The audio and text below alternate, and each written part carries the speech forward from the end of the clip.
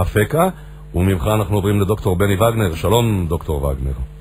שלום לך גבי. שלום שלום. דוקטור וגנר הוא פסיכיאטר לילדים ולנוער, והוא אחראי על המרפאה להפרעות אכילה במרכז הרפואי שיבא. עכשיו, שומעים אותנו עכשיו הורים, אני בטוח המון הורים, ולחלק מההורים האלה יש בעיה, כי יש להם ילדים שיש להם הפרעות אכילה.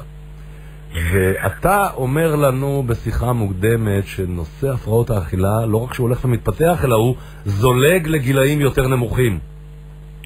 נכון מאוד, אבל קודם כל בואו ניתן תפילת הרגעה למרבית ההורים. הם לא צריכים לדאוג, ברענות קיימת, הייתה קיימת וכנראה תתקיים גם לאורך השנים, אבל יש מצבים, וזה מה שאנחנו כנראה כן עוסקים כרגע, זה ילדים שמגיל 6 הם ממשיכים להיות בררנים גם אם הם התחילו בגילאים מוקדמים יותר, והם כבר בכיתה א', ב', ג', הבררנות ממשיכה, והיא כבר נותנת ביטויים ברמה ביולוגית, במשקל, בגובה. למה זה קורה לילדים האלה? זה בעיה? תראה, חלק מהילדים יש להם בעיות. רגע שנייה, אני אשאל את השאלה, זה בעיה מטאבולית פיזית או זה בעיה נפשית? יש חלק מהילדים שיש להם בעיות התפתחותיות, יש להם קושי בביסות חושי. דהיינו, קשה להם עם המרקם, עם הריח, עם הטעם, עם הצורה, עם המגע של האוכל, ובאמת זה משהו בדוק. בדרך כלל מטפלים בזה בהתפתחות הילד, ויש ילדים שממשיכים עם זה לאורך הילדות הבוגרת יותר וגם הנעורים. אז זה בעצם משהו פיזיולוגי.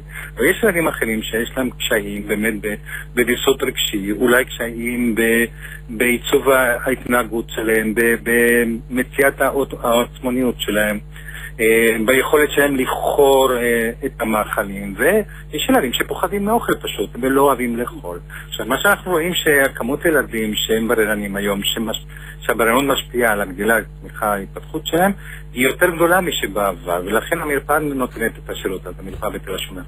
למה התופעה מתפתחת בעצם? מה קרה לחברה המודרנית שהילדים בה הופכים להיות יותר בררנים, אם נגדיר את זה באופן הכוללני הזה לגבי אוכל? כן.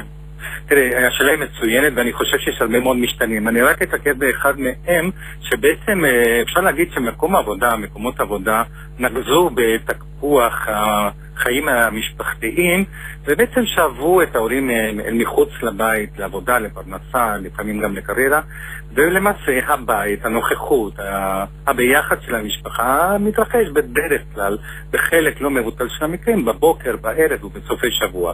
זאת אומרת החוויה המשפחתית של ארוחות המשותפות, בוקר, צהריים, ארוחת ערב, ארוחת ערב, שפעם באמת היו מנת חלקם של כל ההתפתחות האנושית, כיום הם מה שנקרא מוצאים להדיר מאוד. יש משפחות שאין להם בכלל ארוחה אחת משותפת לרפואה, ויש משפחות שרק בשבתות, אתה יודע, ליל שישי, ובלמעשה הארוחה הפכה להיות משהו שנקרא פאסט פוד, שאבא אוכל לבד בעבודה והאמא בעבודה שלה, והילד במסגרות החינוכיות, ומזמינים מהר פיצה מהפיצריה השכונתית.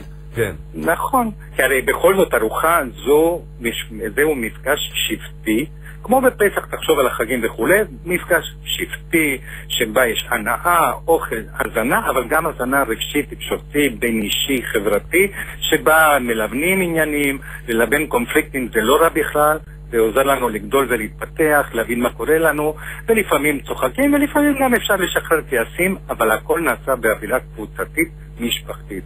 והיום המפגש הזה לא כל כך נערך, הוא נערך פה ושם, בבוקר עם ההתארגנות המאוד מואצת ומאוד לחוצה שכל אחד צריך לתת למסגרת שלו, וגם בערב שיעורים, מקלחות, אוכל, שינה, וההורים מותשים ואין להם חיים, ואיפה הזוגיות ואיפה חברים והחיים האישיים שלי. כלומר, אני שומע המון הורים שמאוד מתלוננים על קצב החיים, על הדרישות הבלתי אפשריות, ובאמת המקום של האוכל הפך להיות ממקום של הנאה למקום של הכרח כזה, וילדים בעצם מאבדים את הקשר הראשוני עם האוכל, מכיוון שכשתינוק נולד, תינוקת נולדת, הדבר הראשון זה באמת בידיים של האמא ובהמשך של האבא ומי שמגדל, אוכל וקשר.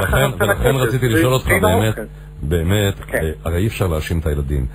האם במקומות מסוימים... גם לא את ההורים, ההורים הם קורבנות ופחות. אבל זהו, שבדיוק פה רציתי לשאול, האם כן לעתים אפשר להאשים את ההורים על כך שהם רכים מדי עם הילדים, ואם הילד אומר, אני רוצה לאכול... שמע, ראיתי סרט נורא יפה על סדנה לטיפול בבעיות כאלה בצפון אנגליה, ושם היה סיפור על ילדה שאוכלת רק שוקולד. היא כבר בת 14, היא אוכלת רק שוקולד, היא לא מוכנה לשמוע על דבר אחר. אחרי טיפול ארוך ומייגע, הצליחו לגמול אותה מזה. מה הסתבר? שכשהיא הייתה קטנה, זה מה שהיא רצתה לאכול, וההורים לא הקפידו. הם לא אמרו לה, את רוצה שוקולד? תאכלי קודם ביצה קשה, או משהו כזה. אמרו לה, תאכלי שוקולד. זאת אומרת, ההורים מטביעים בילדים את הבעיות. תראה, אני לא מכיר את המקרה הזה, אבל זה נחמד, אנחנו מכירים גם מקרים כאלה של שוקולד, על במבה, על מעדן כזה ואחר, ילדים גדלים, אבל גם הנתונים הם נמוכים מבחינת הגובה שהיו צריכים להגיע וכו' וכו'. אבל תשמע, אני אומר משהו, יש משהו מאוד לא מבוסס ומאוד לא מאוזן בחיי המשפחה, וחיי המשפחה נשארו במשקל מאוד נמוך. זה מטאפורה מאוד טובה למה שקורה. כי בסך הכל ההורים, מה תפקידם? לבסק את התגובות של הילד, להיות איתו ולבחון מה הוא אוהב לאכול, מה לא אוהב לאכול, אני תמיד אומר... ואין פה מישהו, הילדים נמצאים במסגרות חוץ ביתיות ברובם מגיל 3 חודשים ואילך, ואין צוות שיכול כל רגע ורגע לבסט זאת הבעיה, וזאת הבעיה. אותו, לבסט את הטעמים שלו, נכון. אין את זה. אז למעשה עצם היעדר נוכחות הורית משמעותית, זה לא מדובר על ההורים, שזה המצאה של מקומות עבודה, קואליטיתיים לא קיים. אז בעצם מי יעשה את העבודה שהילד בעצם יפתח את העצמוניות שלו, את האוטונומיה שלו, שהוא ידע לבחור את הטעמים שמתאימים לו, ובכל זאת כן יקבל את הגבולות של ההורים כמו אוקיי, הכל ברור. של מה כן אוכל. תודה רבה לך דוקטור בני וגנר. תודה גבי, תודה לך. תודה רבה, פסיכיאטר ילדים ונוער ואחראי על המרפאה להפרעות אכילה במרכז הרפואי שיבא. ובעניין הזה כל מה שיש לי להוסיף זה שההורים הגיע הזמן שיחזרו להיות